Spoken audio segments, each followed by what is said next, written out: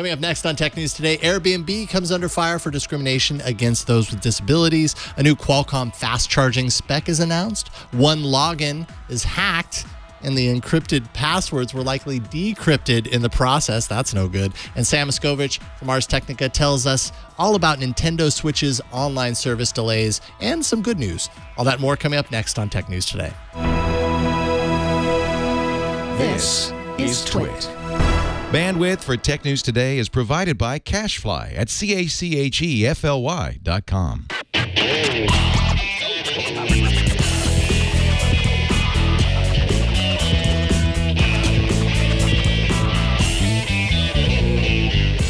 This is Tech News Today, episode 1781, recorded Friday, June 2nd, 2017.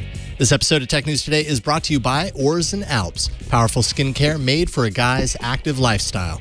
Join thousands of men using Oars and Alps today. Go to oursandalps.com/twit to receive 15% off your first order.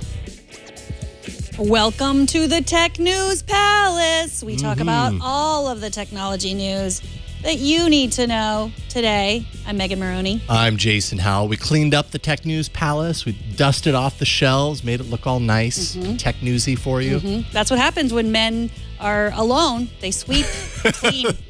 Totally. That's what I do when I'm alone. I'm like, I've got nothing better to do. I might as well just clean up. Shall we get started? I think we shall.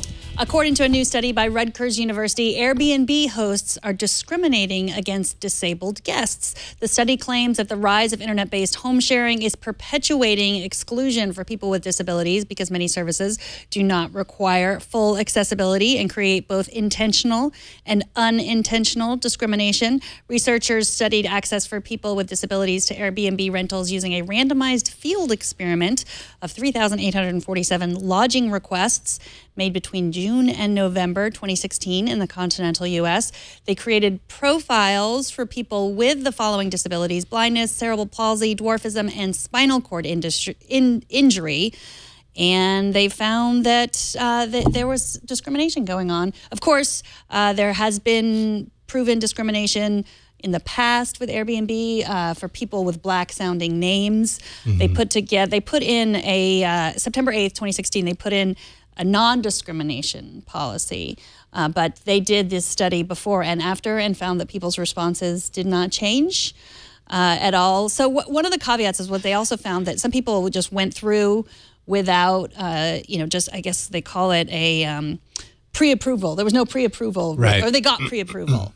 And so some people with disabilities did not get pre-approval. And what they were saying, what the researchers said, was maybe that was because they said they had a disability. And so the owners of the homes wanted to find out what accommodations they needed before they pre-approved them. So they ended up getting approved, but they just wanted to know what they needed. Yeah, and that's one of the recommendations that they made kind of at the end, is that travelers with disabilities need to do their part and ask a lot of questions of the host, even though they might be inclined not to, because they're worried that if they make mention of these needs that they would have in staying there, that it might sway the host from allowing them in. But also for the host to reach out to travelers with disabilities to get a better understanding of what actually meets their needs, to understand that instead of just automatically kind of, I don't know, assuming the worst in whatever case and saying no, for whatever reason, you're not approved for this. Airbnb is basically saying that 90%, 90+% response rate, thanks to superhost status, which is kind of an incentive for people to respond a lot. They end up getting this badge on their hosting profile that they're a superhost, and that kind of elevates their results in searches. If they do that, if they put on these what is it called? It bypasses the pre-approval setup. It's instant booking. There it is. If they set it up as instant booking, then they don't have to go through the process of, getting in contact with anyone that's making these bookings with them, that wants to get into the home. They're automatically approved, and that moves them up in the rankings and potentially, propels them to the superhost status, which I'm sure anyone hosting on an Airbnb would want, because it means way more visibility for them. So Airbnb has done some things kind of try and encourage that behavior. Well, I mean, they said that there's many instances with Uber doing this and Lyft and a lot of the sharing economy, the new companies that are disrupting, different industries, find that they're also bypassing a lot of regulations. Yeah. And so, of course, like the Americans with Disabilities Act requires, that hotels have access, ramps and all kinds of other things, and parking spaces. And so a lot of these houses don't have that. And so it's just reducing access for people. And I'm glad that this study, will raise awareness of that. Yeah, I mean, they don't have access to that because it's somebody's home. It's like their home that they decided, oh, well, I can make some money on my home. And so, those regulations that you're talking, the ADA regulations that apply to hotels, I mean, that's a business, that's an economy that has been, that has been built up over so many years. And then you have this whole influx of new people to this industry. That what do they have? They have their home, either their primary or their secondary residence, and that's what they're renting out, letting people stay at. So of course they haven't built in some of these things that someone with disability might actually need access to. Any way that they can encourage them to do so, obviously is a good thing. This is a big technology push, and you want it to be inclusive of everybody if you can. So. Qualcomm has a new fast charging spec for you. Yes, you, Megan. A cool 6 months after it unveiled its last fast charging spec. But hey, fast charging's awesome. So I say, bring it on. Quick Charge 4 Plus brings a few new features, a few new improvements to Quick Charge 4 compliant devices. That'll speed up Quick Charge by up to 15% faster. It'll also lower the temperature while charging by up to 3 degrees cooler, which makes for better charge efficiency, so less power kind of dropped in the process, and improved safety features that monitor both the case and connector temperatures to make sure things don't overheat or short circuit while charging. But there aren't really a whole lot of phones kind of on the roadmap right now for 4, let alone 4 Plus. ZTE Nubia Z17 is the only phone that's really on the roadmap right now for 4 Plus. And I mean, 4 was just rolled out, like 6 months ago, and still hasn't had anyone kind of jump on board. Everybody's still kind of stuck on the Quick Charge 3 spec. So I think it's going to be a while before we start to see this, but any way to speed it up, I'm all for it. It's interesting what a big deal this is, how fast you're charging. It made me think, like, once we have autonomous cars, there's not going to be that 0 to 60 in, 5 seconds. It's 0 to 50% in 15 minutes. Oh, yes, absolutely. That's going to be a big deal. Right. Yeah. So, like, when we stop really leaving our house because we are, just homebound most of the time, it's going to be like, how fast does your phone charge? That's going to be the badge of, I don't know what. That's already the question that I ask people at parties is, how fast does your phone charge? It's very important to me. I mean, you spent a period of time with the Pixel, and it has the fast charging, and iPhone doesn't have. Well, I mean, it doesn't have Quick Charge. Quick Charge is kind of dedicated to these Snapdragon processors and Qualcomm's technology. But did you notice a difference between kind of the speed of charge? Did you care? I didn't really care. I mean, what I noticed was that the Pixel ran out of charge faster than my iPhone. Right. And that's what I noticed more than how fast it could charge, because I do tend to carry battery packs around, but you don't want to, like, if you have a battery pack and you're out for a long time, you don't want to, you want to be able to charge it fast with that. And this is what this Quick Charge promises too. Even if you're using a battery pack, it's going to charge more quickly. So, you don't even have to carry it around up in the club or wherever you are, where you need your phone. Yeah, I'm in the club. Hold on. Let me take out this battery pack and plug it into my phone. Oh, yeah. That is not cool. No, that was such I don't think that's cool at all. dancing you just did. Yeah, no, this is, everybody wants to dance like me right now. No, they don't. Okay, fine, I'll stop. Look, this is the best I can do. I'm not feeling very well today. I don't know. Like, I guess I understand where you're coming from as far as like the iPhone being super efficient with the battery that's operating on the device, to the point to where kind of the speed of charge is irrelevant because it always makes it through to the end of the day. I think on Android, at least my experience with Android, is that almost every device I've ever had, it's been kind of a challenge, at least at some point, to get through to the end of the day. Maybe when you buy it new, it's great, but then 3, 4, 5 months down the line, you get back into that normal routine of having to charge it up a little bit here and a little bit there. And because I've gotten so used to that, the speed of charge is actually very important to me because it's just part of my reality with Android devices. Well, part of why Android devices run out of charge more quickly is because of the way all of the apps use. I'm just thinking about the fact that we were just, I was just dancing on this show, and I'm sorry.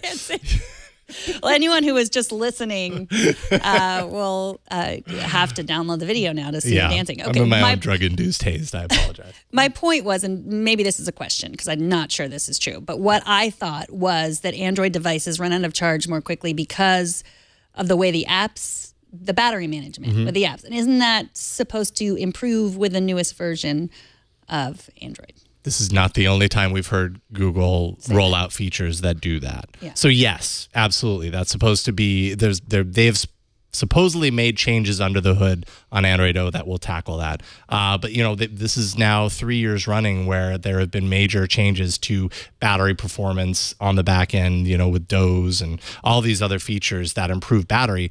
And I'm not saying that they don't improve things. They definitely do. It's just the way Android operates, you know, developers are given a lot of access to how the phone runs behind everything that you're doing intentively.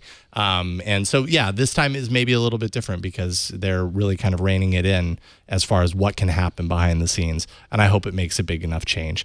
Regardless of all of that, I'm always happy to see, like, quick charge is something that I couldn't not have anymore.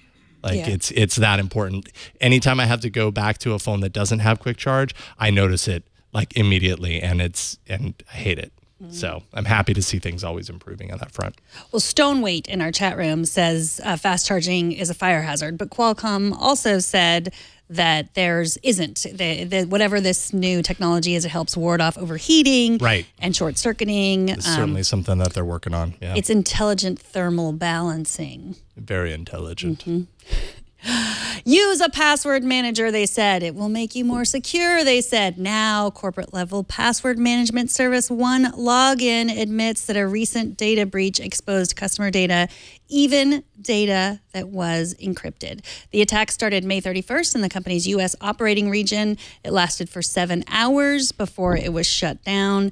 And now on their blog, OneLogin is saying they can't rule out the fact that customers might have been able to gain the ability to decrypt data. I think I meant to say not customers, but hackers might have gained access, unauthorized access to decrypt the data. So that's not good.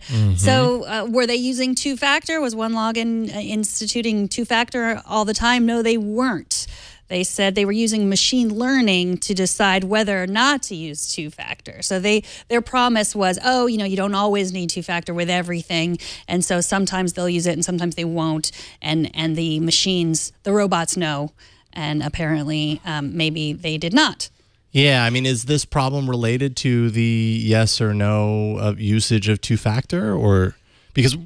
And that very well could be part of it. Personally, I would say if two-factor, yes, always two-factor because it's better than not. But maybe their machine learning is really super smart. From what I understand about the back end of this, basically it was an access of Amazon's AWS keys. As part of this access, it was used to access AWS API. They used a different host from a smaller service provider to basically take those keys and get access to this information.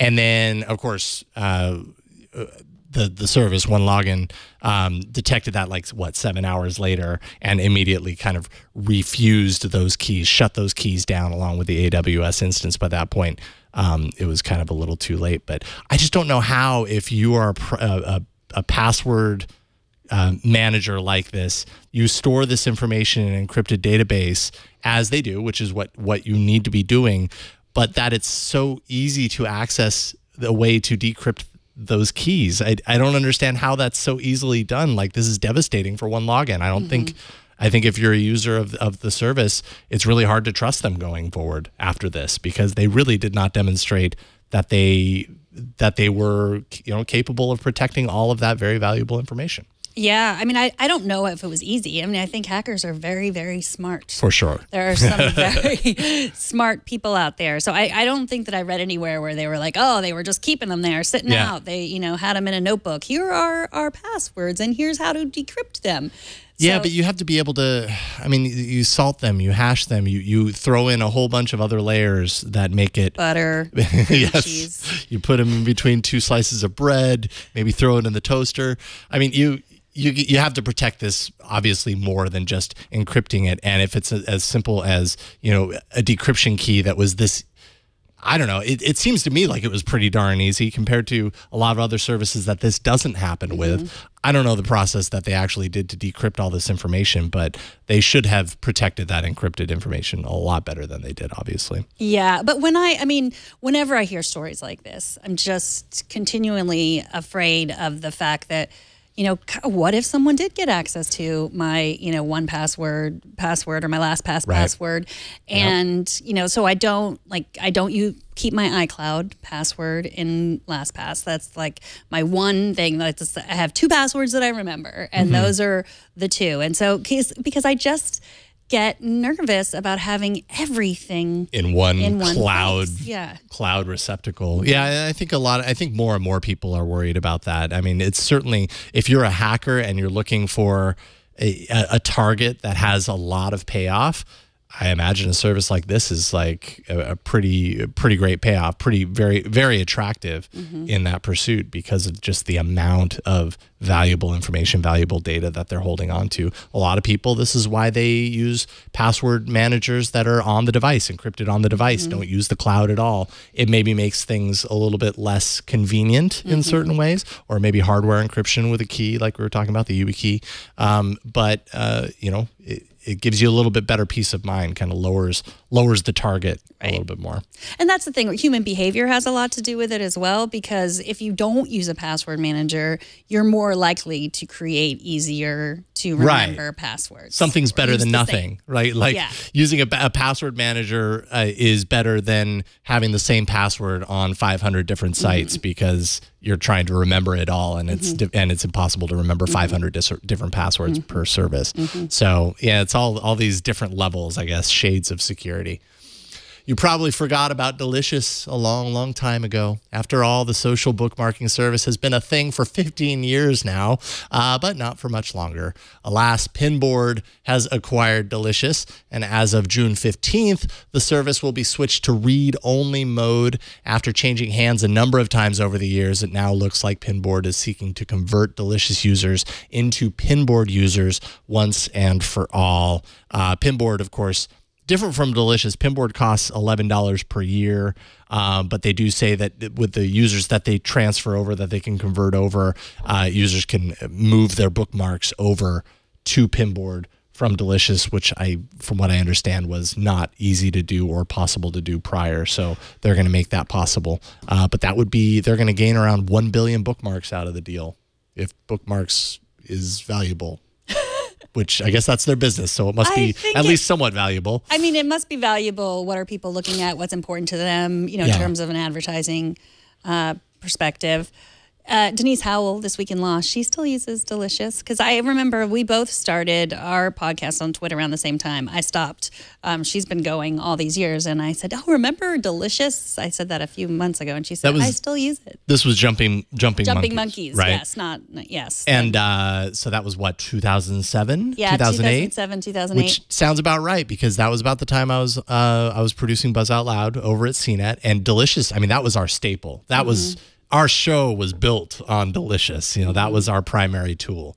So I have fond memories of using Delicious and then watching it just kind of fade off into the distance as other services and other ways of cloud, you know, cloud document sharing and all that kind of stuff kind of superseded it. Well, they said that you can still keep your bookmarks won't go away. Right. They'll still stay there. And they said in the blog post, you'll be able to save new bookmarks after June. You won't be able to save any new bookmarks after June 15th, but everything else will continue to work or break in familiar ways. Okay, good. That's comforting. So just like a little poke into, just like we've given up. Right, exactly. Because I think, well, Gregory posted this on viewer Gregory, thank you. He posted this on our subreddit and also emailed me.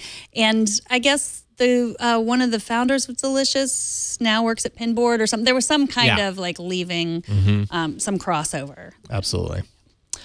Who's that creepy drifter hanging outside your kid's elementary school trying to hook them on the latest drug? Oh. It's Facebook. A report in the information says the company is planning to launch a new instant messaging tool called Talk, designed to get kids while they're young. The company is also trying to appeal to kids' Facebook messaging parents by adding parental controls to Talk that are not available in Facebook competitors like Snapchat.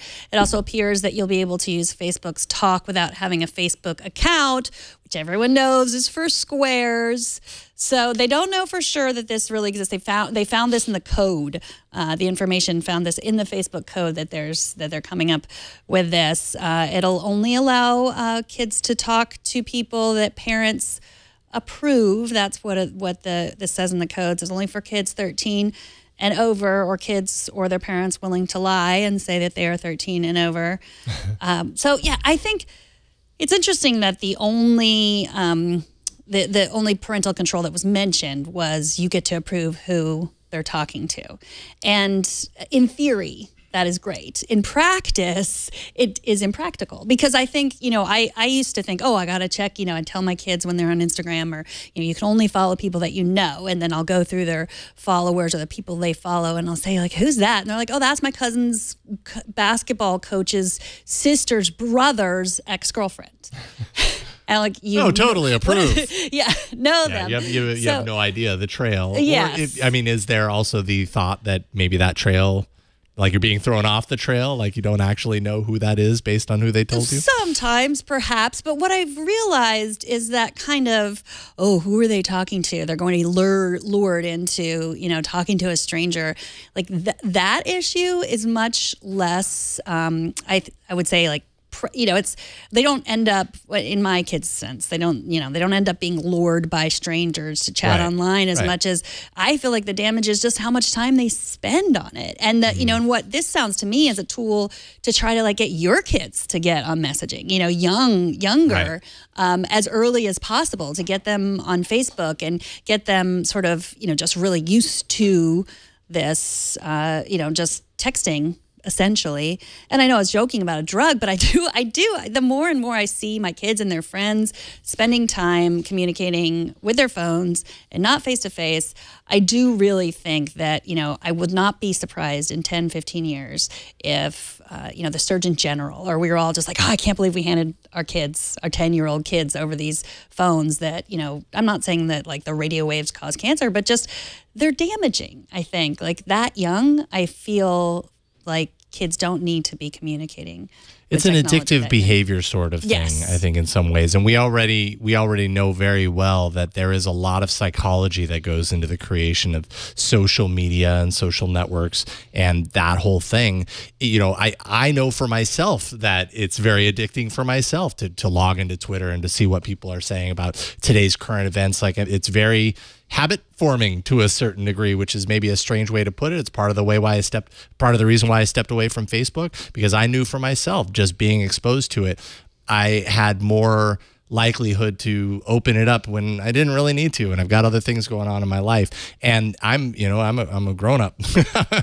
I'm a fully grown man, versus kids who are learning to navigate this world from a very young age. Meanwhile, technology companies, of course, they want to get to them as early as possible because everybody else is doing that. Google is also doing this. We talked a couple of months ago about their family tool, Family Link, I believe is what it's called. And of course, I've got my kids set up with that because they have their own tablets that we give them a short amount of time every week to do. So it makes sense to do that because I have some parental controls. So that's like a win for me as a parent. But what that does is that also gets the kid into that world and into that ecosystem and exposes them to that service from a very young age. And yeah, it's like brand affinity from a very early time. And I guess we don't really know or understand where that leads 10, 15 years down the line. Yeah, I don't think we do. And, you know, we love technology. If you're listening to this, you love technology. And in some ways, we're, you know, if you have children or, you know, sometimes this is more of a concern to you than someone who isn't immersed in this world, who doesn't really think too much about the effects of technology. I mean, there's the common story, everyone always throws this out, but Steve Jobs did not give his kids an iPad, you know, because it's like the people making these tools that can be addicting are not handing them over to their children, but at the same time, they are creating, you know, all of these new tools that make it, you know, that are trying to make parents hand them over to their children. Well, yeah, and they're also meeting requests that people have for their own families. Meanwhile, do the people that are making these requests, like we do it out of convenience. We do it because our kids love technology, and of course they would spend all day on a tablet if we let them. But is that a good decision? You know, is that good for their brains while they're developing? I don't know, but we're asking for it. That's why they're making these things, right? And it behooves them to get them in early. So. Quick reminder that you can comment on anything that we discuss, including this story. I'm sure you have thoughts on it. Email tnt@twit.tv and let us know what you think. And, of course, you can always subscribe to Tech News Today by going to our show page at twit.tv/TNT. Up next, we're going to chat with Sam Miskovich from Ars Technica about some Nintendo Switch news and a few other things, the return of Tekken as well. But first, let's take a minute to thank Oars and Alps. They're the sponsor of this episode, and they make my skin wonderful. It's time to talk about your skin, because I'm done talking about my skin. GQ calls Oars and Alps the new essential for your daily routine. It's powerful skincare made for a guy's dehydrated skin and active lifestyle. Oars and Alps has a few products that they have in the box here, and I can show them to you here real quick. This is the Oars and Alps face cleansing stick. It's the first men's solid face wash. That's right, it's solid, it's spill proof. It's not going to spill out of there. It's activated charcoal that gently exfoliates, pulls impurities out of your skin. You just apply it on your face, then splash a little water on your face, and you're good to go. It smells really nice as well. We've also got, let's see here, the 2-in-1 hydrating and anti-aging face and eye cream. It's not greasy. It's fast absorbing, and it's going to make it so that I'm not all, you know, aging under my eyes and all that kind of stuff. No one wants that, right? And then their no-nonsense natural deodorant, which nourishes your skin and absorbs odor, which is what you really want a deodorant to do, right? Everything is super portable. It's TSA approved, made with powerful and natural ingredients that offer intense hydration. Products last up to 3 months, and depending on how you use these products, you can maybe even extend it a little bit longer than that. Oars and Alps products were developed by two women, Laura and Mia. They developed it for their husbands. They partnered with leading chemists and created Oars and Alps to protect their husbands' skin from extreme outdoor conditions that often resulted in dry and cracked skin. Laura and Mia also set out to solve a common problem, which I've definitely had in the past, spilled product in gym bags. So they wanted to create things like this solid face wash for men. It's perfect to take on the go. You can take it to the gym, work, travel, your next adventure, whatever. It's not going to spill. It's perfect for travel. Their name was inspired, of course, by their husband's favorite outdoor activities, oars, as in rowing, and Alps, as in skiing. But, you know, you can apply it to snowboarding if you like. Your skincare should keep up with your on-the-go lifestyle. So this is perfect for you. It's perfect for all the dads out there if you're looking for a unique gift for Father's Day. We have it right here. Oars and Alps is offering the Twit audience a fresh start to your day.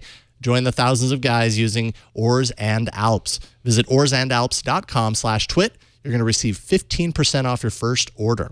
That's Oars and Alps, OARSANDALPS, oursandalps.com/twit. And we thank Oars and Alps for their support. All right, it's that time again. Time to talk some Switch news with Sam Miskovich from Ars Technica. How's it going, Sam? Hi, I've got Switch news. I've got a Switch. I got Switch news. I'm so jealous. I want to Switch now. That one has actually got the special new neon yellow controllers, which, if you can't tell, are kind of ugly. Sorry, Nintendo. I mean, they're screaming at me a little bit. We watched a video on yesterday's episode where a Switch was dropped from a drone really, really high up in the sky, and it's 1,000 feet, yeah. It still worked, so it's durable. Yeah, it's got a few scratches on it, but my Switch survived the fall. It's true. Oh, good. I'm happy you were willing to take the plunge. Okay, so first up, there's been some news on Nintendo Switch Online. Those who are eager to subscribe probably won't be very happy with the news. What's the word? Well, Nintendo Switch has an impending online service coming. The Nintendo Switch Online service is its current temporary name, and it has been delayed. It was going to get a soft launch this summer a full launch this summer with a bunch of random features, and that has been scaled back. We're going to have to wait until at least 2018 for the full Nintendo Switch Online suite.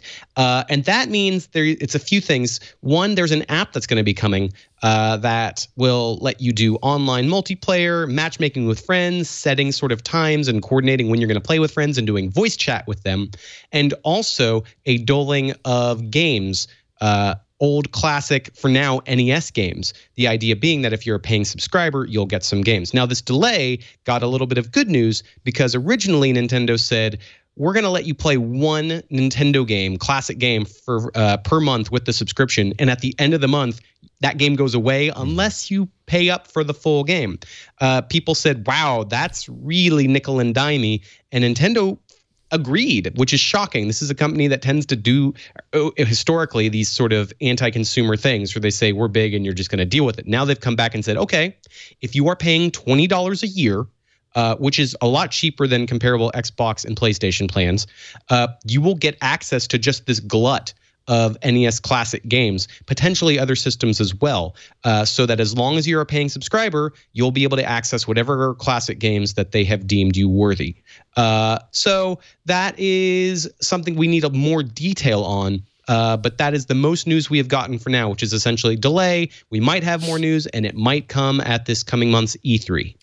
Any word on the $20? So the back catalog of these classic games, do you just automatically, you pay $20 for your first time, I don't know, 6 months into the launch of the service, and you get all of the ones that have been released before then? Or is it just you get access to the ones that are released from the time you're paying going forward? That's a really good question, because if you are an Xbox Live Gold subscriber or a PlayStation Plus subscriber, it works in a weird way where you need to be paying in the month that a game is rolled out to have access to it. So if, for example, you're a brand new PlayStation Plus member, you don't get Rocket League for free like older subscribers do. You simply get the ones per month that you had at the time. Nintendo has not clarified whether it'll have an ongoing collection that you'll be able to access or whether it'll be sort of a drip feed of a few games a month that compile over time. So that information is lacking. A ton of information is lacking. I mean, this Nintendo Switch still doesn't have a quote-unquote virtual console yet, which its other big systems, the Wii U and the 3DS, do, being that you can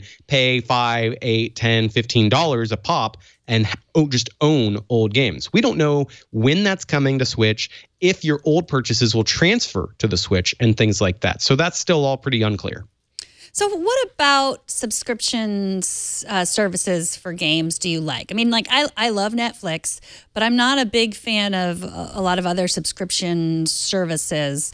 What are the pros and cons of gaming subscription services? Well, there's a lot of value that they can generate if you get in early enough. Again, like I said with PlayStation Plus, if you're an old member and you've just been paying over time, you are getting this giant catalog of games that are essentially yours. You have to log in occasionally and prove that you are a legitimate subscriber, but they're there on your hard drive ready to go, and they let you access online multiplayer. At this point, all the big systems are moving toward this. That $20 a year subscription with Nintendo will be required to play at least some, if not all, online multiplayer games going forward once it kicks in.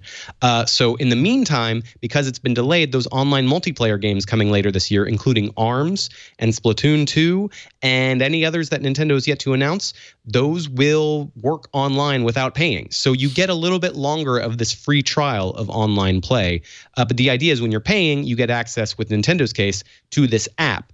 And there's, for reasons I'll explain further on, there are some questions and issues about whether that little smartphone app is going to be better than Xbox Live and PlayStation Plus, just having that stuff built into the systems.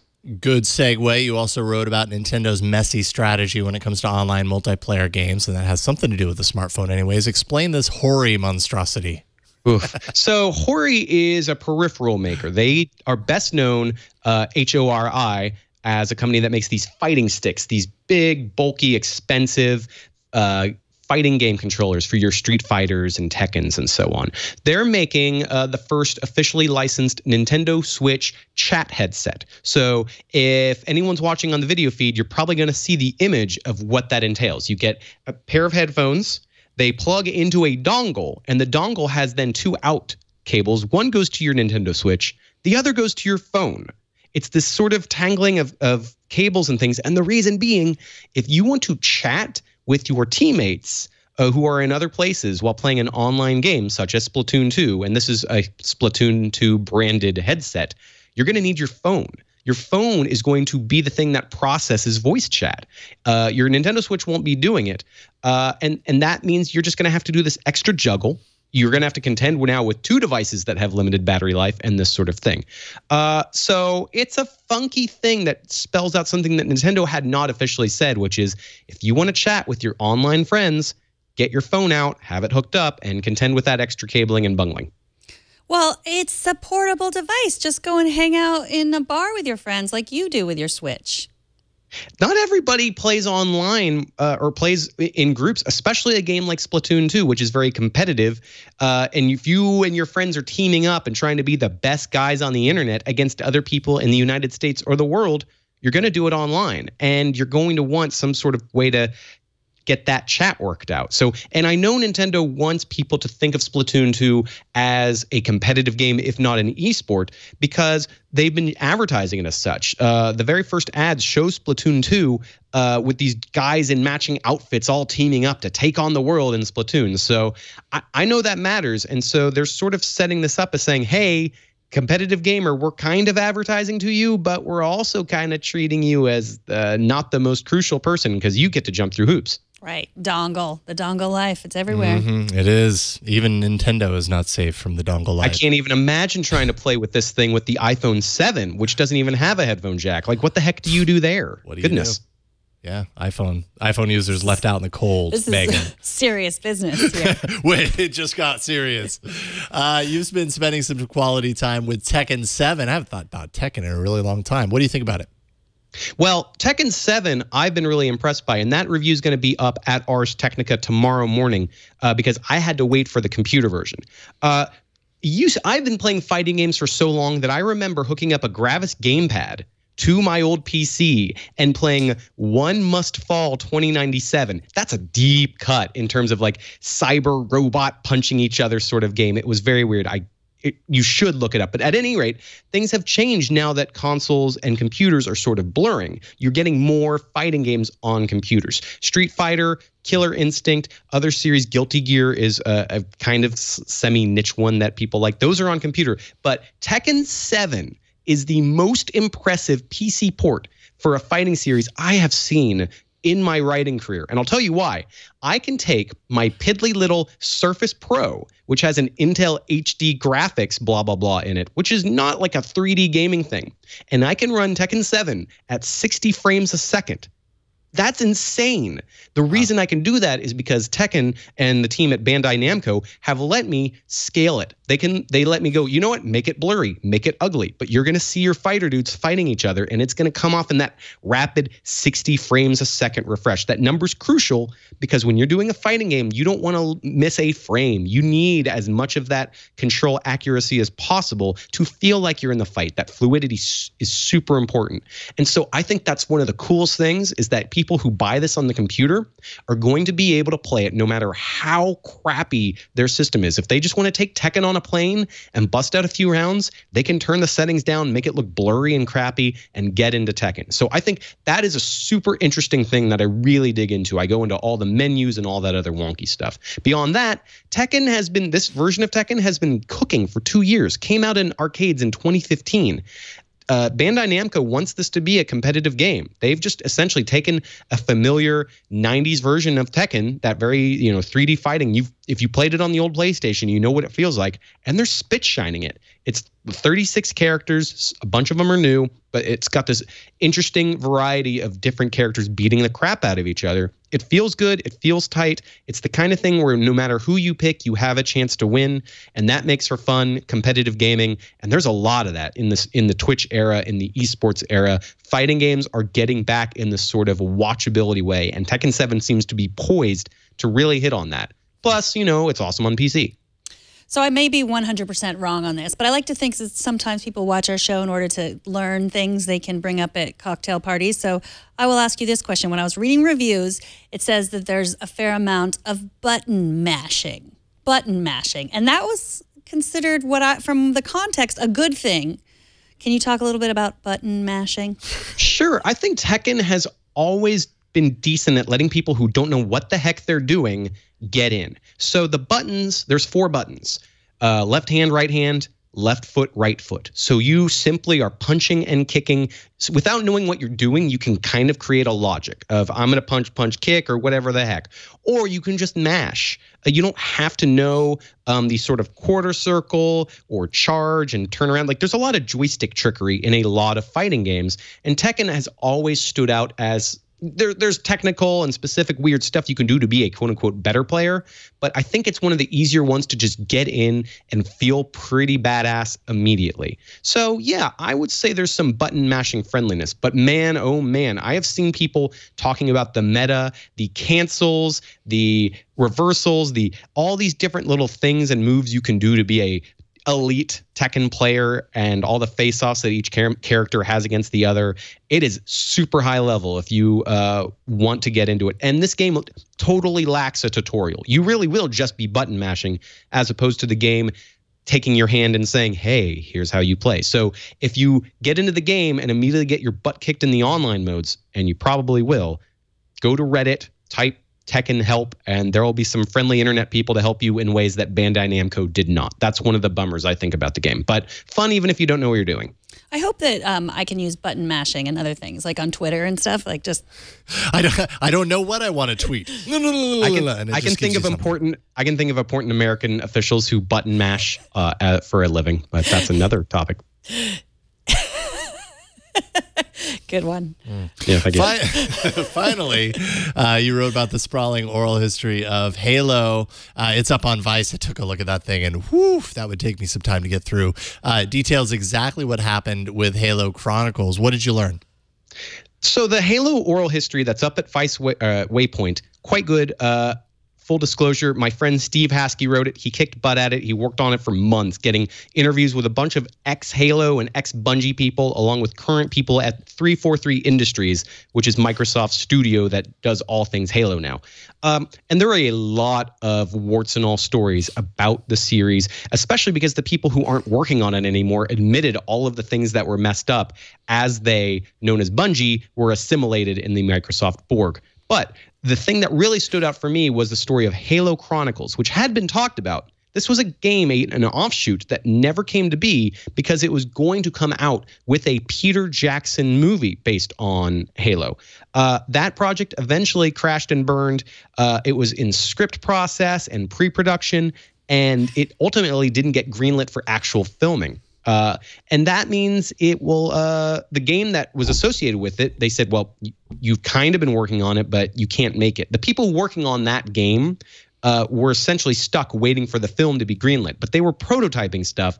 And I call it Mega Halo Man X. That was Mega Man X was the Super Nintendo version of the old blasting game. And this Halo would have been a lot like that, except absolutely no guns. You would have been doing meleeing and dashing and sliding. You would have been a less powerful, not Master Chief character, and you would have been the bullet, I think is the tagline that they used. It's really fascinating stuff. I recommend digging into the Waypoint piece. If you're really curious, just Control F for Halo Chronicles to see that part. It's a long read. I actually haven't finished it, and I think it came out 5 days ago. It is just that long of a piece, but it's riveting stuff, especially if you like to see drama in video game development. I love drama stories. Well, and there's an actual warthog that exists in the world, which I want to know if we're ever going to be able to see the actual warthog. Well, the warthog, Peter Jackson's Weta, I think that's the name of the workshop, WETA, they made it. Like the film wasn't completely greenlit, and they said, well, we got to make a warthog. And Peter Jackson showed it to the Halo developer helpers by just driving it past a window when they were in a meeting, which is just bonkers. That's just awesome. rich man stuff going, just drive our expensive actual working Jeep by. And so they got onto it and drove it around, and one developer from Bungie ran it into the side of a building. Is a thing they disclosed. Apparently it still works. It was used eventually in other Halo short films. I'm pretty sure that somebody in the Microsoft side, the owners of the franchise, paid for it and they still have it. I don't know if it's parked in a lot, if it's parked at their headquarters just down the road from me in Seattle. I wouldn't be shocked to see it out in the wild again, but I don't know that I'll be driving it any time soon, but my fingers are crossed. Yeah, parked in somebody's driveway, scaring the pants off of everybody that's around there. Yeah, I would love to see that. Sam Moscovich, that's 4 awesome stories, and we appreciate you taking your time talking with us about it. Thank you. I am glad to be on, and next week we can talk more about ARMS, which is coming out on the Switch. I'm having a very good time with it, but boy, is it an interesting Nintendo game. So I look forward to chatting with you guys about that one. Excellent. We will do that. Thank you, Sam. Follow his work at arstechnica.com. Thanks again. Bye, guys. Next week. We got some feedback. Yay. George writes, greetings from Sweden, though I find your lack of faith in IKEA disturbing. You might be interested in this story about Spotify that my former colleagues at Radio Sweden and Swedish Radio have uncovered. So first of all, I just love this email because it made me laugh for a long time today. And yeah, thanks for sending this story. I guess Spotify is not going to go public on the stock exchange, according to the story. So according to Radio Sweden. We love hearing your stories, your actual stories, but also if you have a news tip, send them to us. So thank you very much for that. Please do. TNT at twit.tv. TNT's fan of the day is Paolo, who sent us this 360-degree photo. Although, yeah, I mean, it must be. Yeah, oh, it definitely is. You're just not seeing it in 360 degrees. You're seeing the full kind of spread of the photo here. He says, greetings from Iceland. This is what it looks like in Iceland. Everywhere in Iceland looks like the interior of a car. It's very strange. Paolo, thanks for sending this in. I might have to take this photo and throw on my cardboard or Daydream viewer, and I'll feel like I'm sitting in the cockpit with you. Show us how you watch or listen to TNT. Just record a video or take a picture of yourself or your setup. You can post it on Instagram, Google+, Twitter, or Facebook. You can even email it to us, tnt@twit.tv. Use the hashtag HowIWatchTNT, and we'll find it. If you are scared of robots taking our jobs, consider the octopus. German automation company Festo has unveiled a new robot that does the job of an octopus, but better. The Festo Octograbber robotic arm features pneumatically controlled soft silicone with 2 rows of suction cups able to grip items tightly while also moving quickly in order to speed up work, specifically factory work. So all you octopi out there better find some new skills. I might suggest a coding boot camp or something like that. So will this create robots that can climb up walls? Well, probably that is the unintended consequence, but the intention is... It should be the intended consequence. That's obvious. Well, the intended, they want them to be able to grab things in the factory, pour things. Oh, that is so cool looking. So, yeah, it's also inspired by an elephant's trunk. Yeah. And it's very, very reminiscent. It's like an Elopus, an Octophant. Let's go with Octophant. I think Octophant might be the safer direction to go with this. But still, nonetheless, very, very cool. And it didn't come from Boston Dynamics. No. It's robotics. That's cool. That didn't come from Boston Dynamics. The Germans. Those Germans. And their Octophants. Nope, not going to say it. TNT records live every Monday through Friday at 4 p.m. Pacific, 7 p.m. Eastern, 2300 UTC at twit.tv/live. Like we've said a few times, you can be part of the show by emailing us, tnt@twit.tv. Leave us a short voicemail at 260-TNT-SHOW, and find us on Twitter at TechNewsTodayTV. Share your thoughts on the stories we discuss in the TNT subreddit at technewstoday.reddit.com. We check it every day, and so we love it when you post stories, and many of our stories come from the subreddit. And we would love it if you would subscribe to our show at twit.tv/TNT, even if you watch live, which we also love. Love to have live viewers because you guys help us out sometimes. You have questions that we can throw at our guests as well. So watch live, twit.tv/live, but also subscribe and find all those ways to subscribe at twit.tv/TNT. And if you want to tweet at me, I'm at Megan Maroney. And I'm at Jason Howell. Thanks to our technical director, Anthony, for occasional coughs. Thanks to Patrick for helping out in the studio. Thanks to Kevin for editing the show. And thanks to you for talking tech with us today. We're not going to high five today. We're going to pretend, okay? I'll see you on Monday. Bye, everybody. That's what you say.